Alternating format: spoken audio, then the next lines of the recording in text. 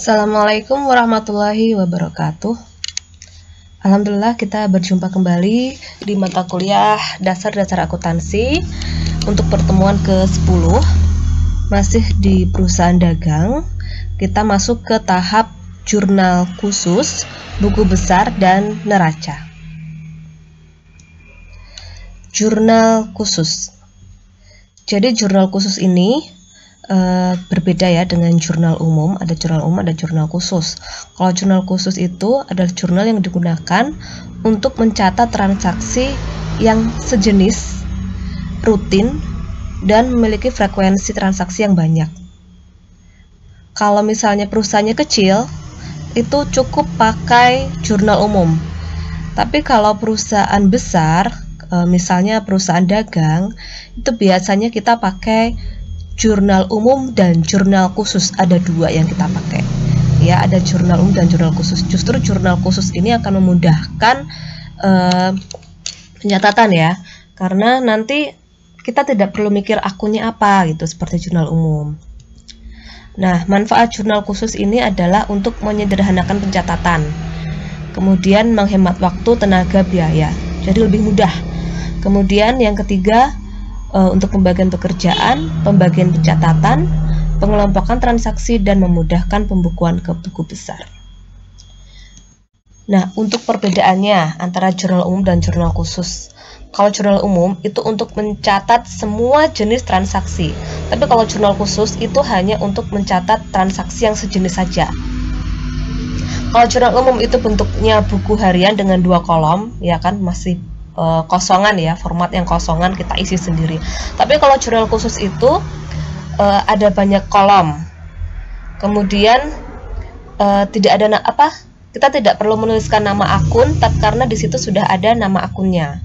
Jadi penulisan nama akun itu tidak sering dilakukan. Nah, sebaliknya kalau jurnal umum kan kita harus selalu tulis nama akunnya. Itu. Kemudian kalau jurnal umum itu kan kita postingnya itu per tanggal ya, per tanggal, kayak waktu jurnal pencatatan perusahaan jasa kemarin kan per tanggal masuk ke buku besar, ke posting ya. Tapi kalau posting di jurnal khusus itu dilakukan secara kolektif, jadi dijumlah dulu, direkap, baru hasilnya di jurnal khusus itu diposting ke buku besar, jadi itu cepat banget. Kemudian ini jenis-jenis jurnal khusus, nanti teman-teman itu akan mencatat di jurnal khusus itu ada 4. Ada jurnal pembelian, penjualan, penerimaan kas, dan pengeluaran kas. Kalau pembelian itu khusus mencatat transaksi pembelian secara kredit. Kalau pembeliannya secara tunai itu nggak dicatat di jurnal pembelian ya. Terus jurnal penjualan. Jurnal penjualan itu juga untuk mencatat transaksi penjualan secara kredit. Ya, walaupun penjualan itu tunai tidak dilakukan di jurnal penjualan. Nah, kalau pembelian atau penjualan secara tunai itu di jurnal penerimaan kas atau pengeluaran kas. Jurnal penerimaan kas itu untuk mencatat transaksi yang menambah kas atau saat kita terima uang atau kas. Misalnya jurnal penjualan secara tunai. Kalau kita jual barang secara tunai berarti kan kita menerima kas. Jadi kita masukkan ke jurnal penerimaan kas. Begitu juga kalau kita transaksi pembelian barang secara tunai, berarti kita mengeluarkan kas. Nah, kita masukkan ke jurnal pengeluaran kas. Itu perbedaan antar jurnal, keempat jurnal ini ya. Nah, ini contoh jurnal penjualan atau jurnal untuk mencatat transaksi penjualan secara kredit. Nah, ini tahu ya kalau secara kredit itu pasti ada ini nih syarat tuh pasti ini penjualan secara kredit.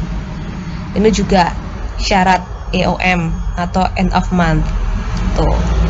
Nah, pencatatannya seperti ini. Jangan lupa, jadi ini namanya jurnal khusus penjualan ya. Sudah ada nama akunnya, nama akun debit dan nama akun kredit. Jadi kita tinggal masukkan nominalnya saja. Misal tanggal 1. Tanggal 1 menjual barang secara kredit 5 juta. Ya udah, 5 juta. Seperti ini. Debit kredit sama ya, 5 juta. Kita tidak perlu mikir akunnya apa, karena di sini sudah tersedia nama akunnya di jurnal penjualan. Begitu juga tanggal 5 ini Tuan Arif ya. Kita jual barang kepada Tuan Arif secara kredit. Ya, 2 juta.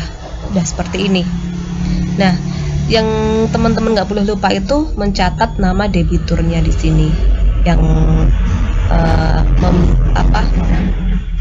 yang kita menjual barang secara kredit. Nah, yang utang ke kita itu debitur namanya. Jadi kita ngutangi orang atau dia utang ke kita itu namanya debitur. Kemudian jurnal pembelian. Jurnal pembelian ini untuk mencatat transaksi pembelian secara kredit. Nah, ini ya, kita beli dengan syarat ini. Terus ke tanggal 13 kita juga beli lagi dengan syarat ini. Ini namanya pembelian secara kredit.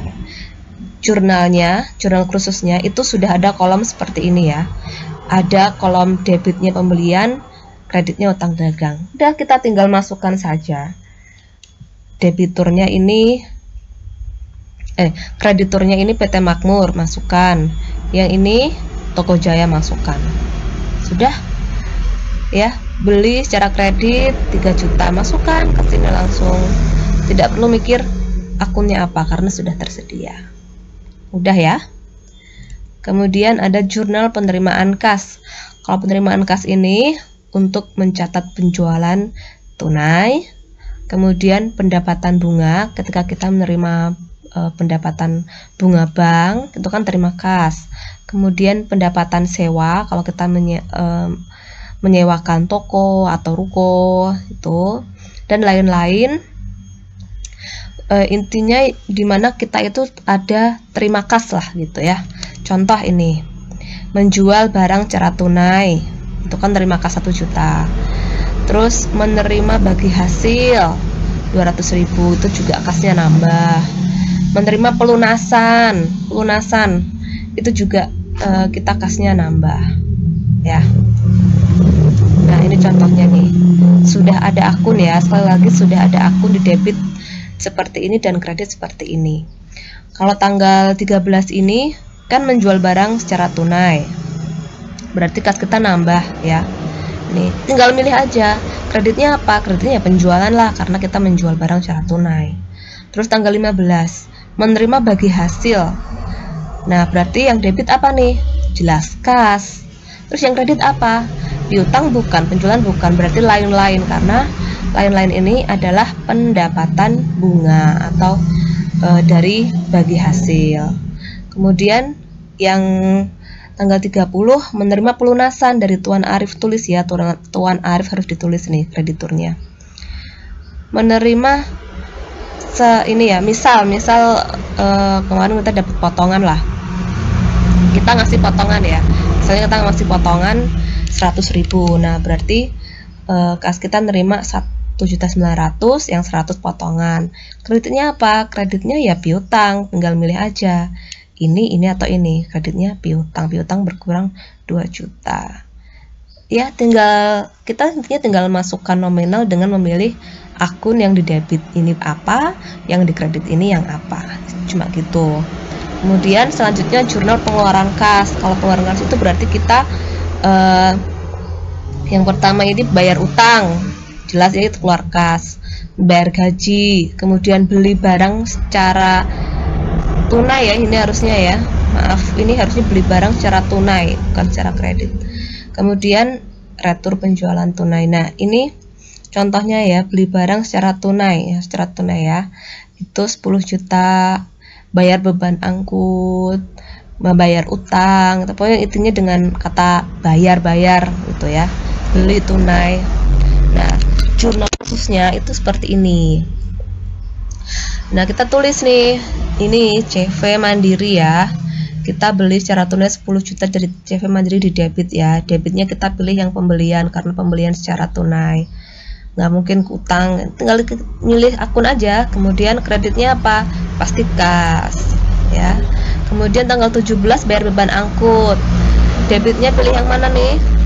Kalau bayar beban angkut berarti yang lain-lain ini. Terus kreditnya kas. Ini juga bayar utang. Kalau kita bayar utang berarti debitnya apa nih? Debitnya utang usaha. Nah, kemudian nih ya, gampang.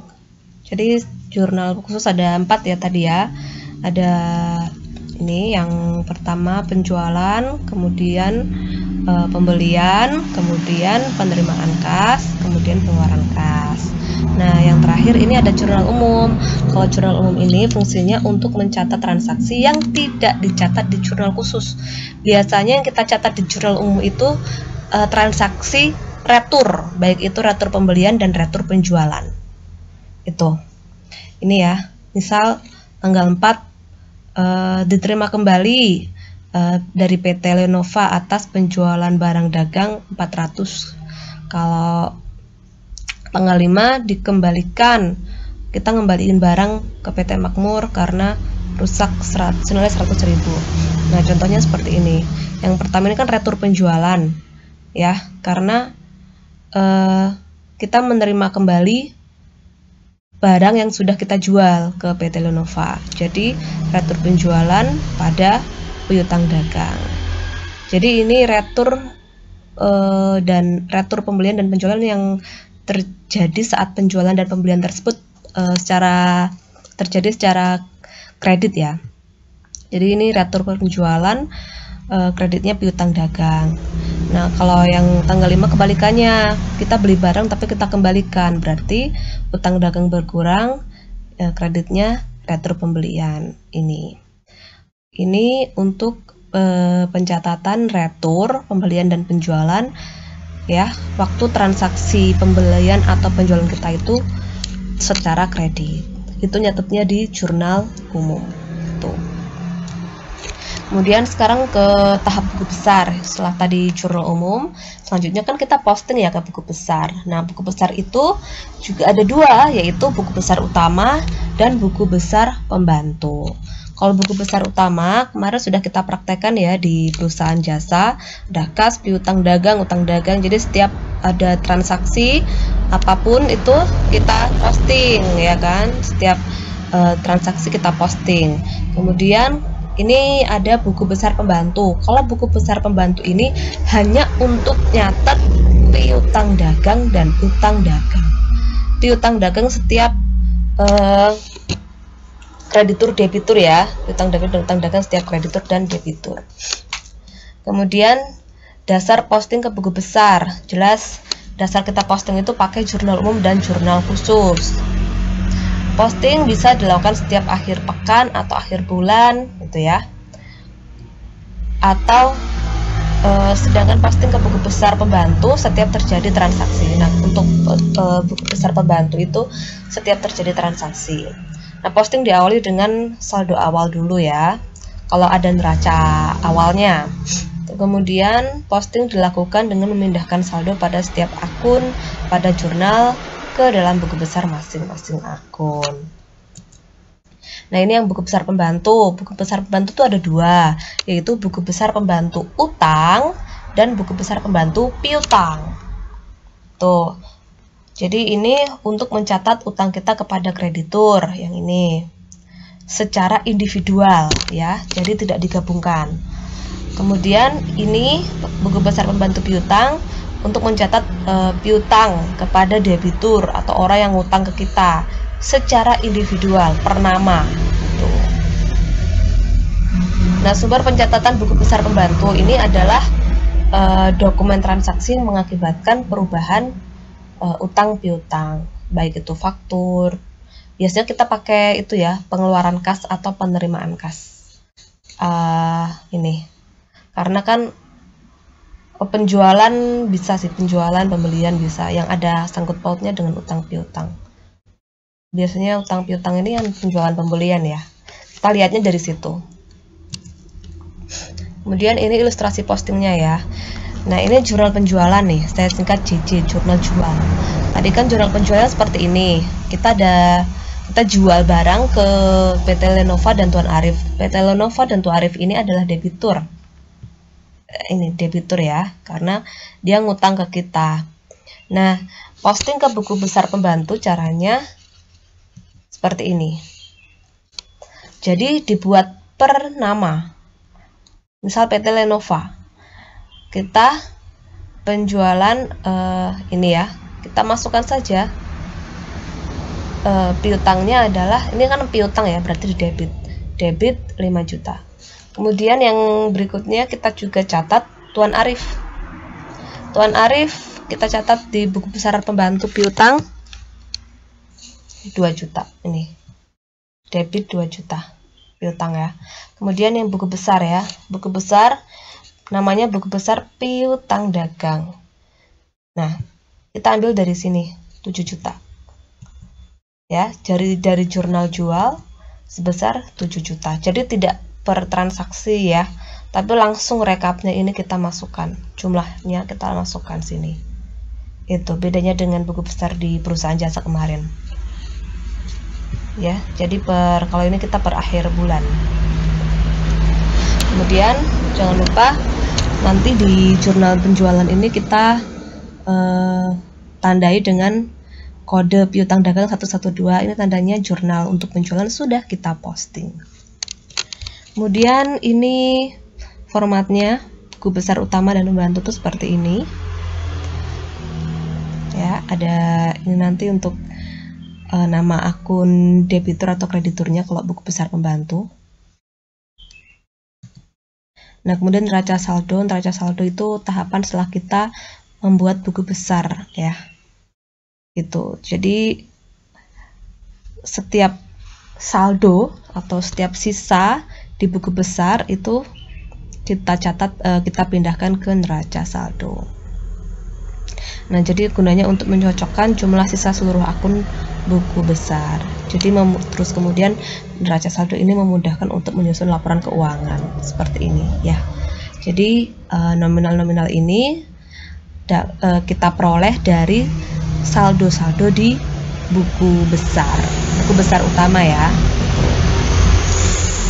Ya, demikian. Nanti kita lanjutkan dengan membuat jurnal khusus ya.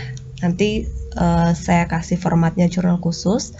Kemudian memposting ke buku besar utama dan pembantu. Buku besar utama mudah sekali juga karena tinggal memposting totalnya ya, seperti ini. Nih. Kemudian membuat buku besar pembantu piutang. Ini juga nanti juga cepat karena perusahaannya kan kemarin kan sedikit ya.